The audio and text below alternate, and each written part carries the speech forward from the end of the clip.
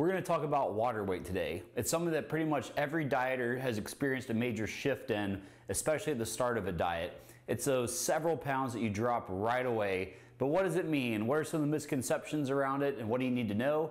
In this video, we're going to dive in. The human body is mostly composed of water. So obviously water weight is going to go up and down depending on a number of different circumstances.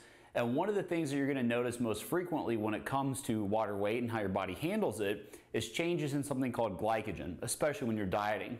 So glycogen is nothing other than stored carbohydrate energy. And for every 1 gram of glycogen that you have in your body, there's roughly 3 grams of water that are bound to it. So think about it like this. The average person is going to be walking around with around 500 grams of stored muscle glycogen.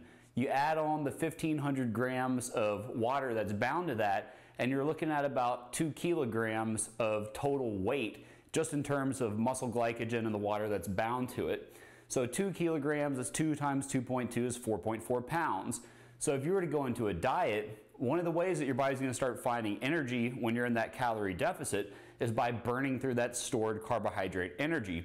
And as you burn through that energy, not only are you reducing the weight of the glycogen itself because the energy in those molecules is being used up, you're also going to be dumping the water that was bound to it, excreting it through your urine, aka you're going to be peeing off a lot of that water weight. So that's 4.4 pounds is the average amount of weight that you would have in terms of glycogen and the water bound to it for most people. Now obviously the more lean body mass that you have or the larger of a person you are, the more glycogen that you store and the more water weight that you can stand to lose. So what that means is that during your first week of your diet, you can expect to lose a lot of weight. And this is what throws a lot of people off. Because that first week or maybe even 2 weeks, as they're dumping all that water weight, they're also losing some weight from body fat. So they'll see these large numbers. Like you might lose 5 pounds in your first week of a diet. If you completely cut out carbs, you're not replenishing it at all, you might see even more than that because things are going really fast when it comes to dumping the glycogen and the water that's bound to it. And if you're in a very low calorie deficit, you add on the maybe pound and a half of fat that you lost, then those numbers are really going to get high. Now, when you go into weeks 2, 3, 4, and beyond, your rate of weight loss is going to significantly start to slow down. And a lot of people might begin to ask themselves, what am I doing wrong? I was doing so good at the start of this diet. I was losing weight so fast at the start, but now it's not happening anymore. Is it something wrong with the diet? Is it something wrong with me? No, it's just the way that your body works. And you have to understand that if you have one of those meals where you go out and you eat again, if you've been on a diet, you might see your weight jump up several pounds.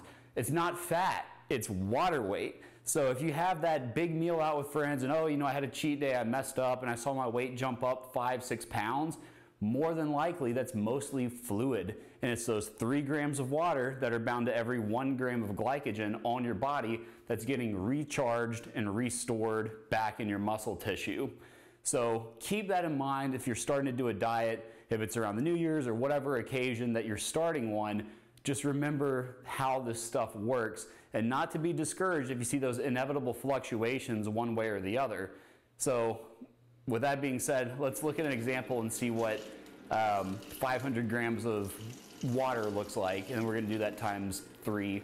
Well, you'll see what we're doing.